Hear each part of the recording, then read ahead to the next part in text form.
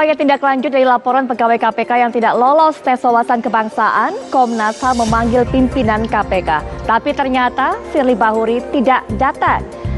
Sikap ini, ketindakan ini akhirnya menuai sorotan publik. Lalu benarkah sikap yang ditunjukkan oleh Firly Bahuri ini termasuk dalam perlawanan hukum? Assalamualaikum warahmatullahi wabarakatuh. Selamat malam pemirsa, saya Putri Viola hadir ke hadapan Anda 90 menit ke depan. Apa kabar Indonesia Malam? Kami akan ajak Anda untuk bisa menelaah lebih jauh. Sebenarnya kami akan bawa Anda untuk bisa mendengarkan langsung bagaimana suara perwakilan dari kuasa hukum para pegawai KPK yang tidak lolos tes wawasan kebangsaan, kemudian juga dari mata para pengamat hukum, kemudian juga dari mata politik atau pengamat politik dan juga dari KPK. Tapi sebelum nanti kita akan berbincang-bincang dengan para narasumber, saya akan bawa Anda terlebih dahulu untuk melihat kabar pembuka jumpa kita di malam hari ini. Ini ada ratusan pengemudi ojek online yang berkerumun antri untuk mendapatkan BTS Meal McDonald.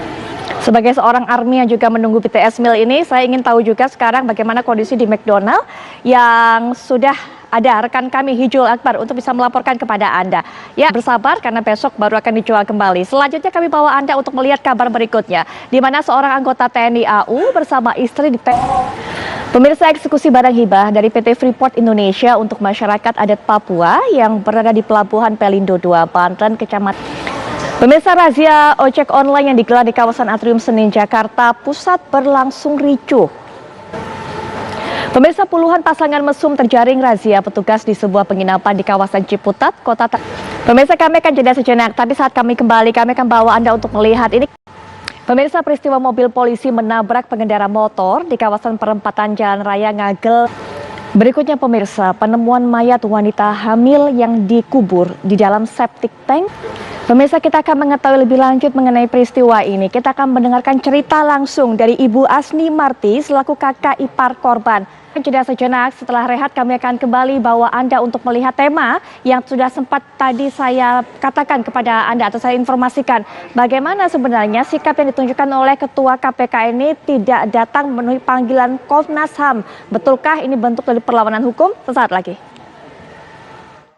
Siapapun yang dipanggil oleh Komnas HAM harus memenuhi panggilan tersebut. Dasarnya adalah Undang-Undang Nomor 39 Tahun 1999.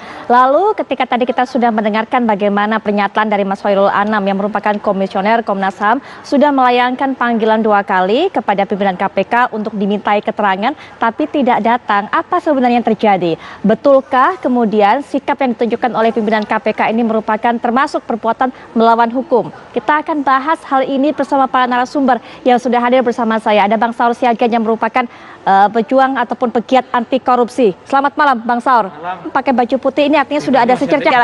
Ada Bang Kapitra Ampera juga, ini yang merupakan politikus PDIP dan juga tentunya praktisi hukum. Assalamualaikum warahmatullahi wabarakatuh. Selamat malam Bang Kapitra.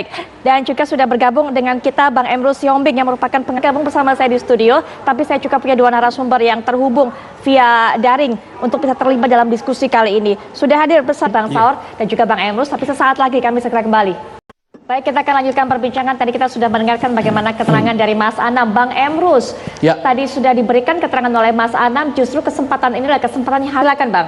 Baik, saya pikir bukan mungkin Bang Saur juga bisa lanjutkan nanti, tapi kita juga akan minta keterangan dari Mas Anam. Baik, pemirsa, kita lanjutkan perdebatan panas ini. Tadi mungkin ada juga masyarakat yang tidak mendengarkan suara Abang, tapi saya berikan kesempatan sekarang untuk bisa memanggil. Oleh aku, kemudian kasih komenin untuk betul-betul juga Bang Emrus, tapi saat lagi kami segera kembali. Itu rasanya di segmen terakhir ini saya hanya bisa berikan kesempatan untuk para narasumber memberikan closing statement. Silakan Bang Emrus.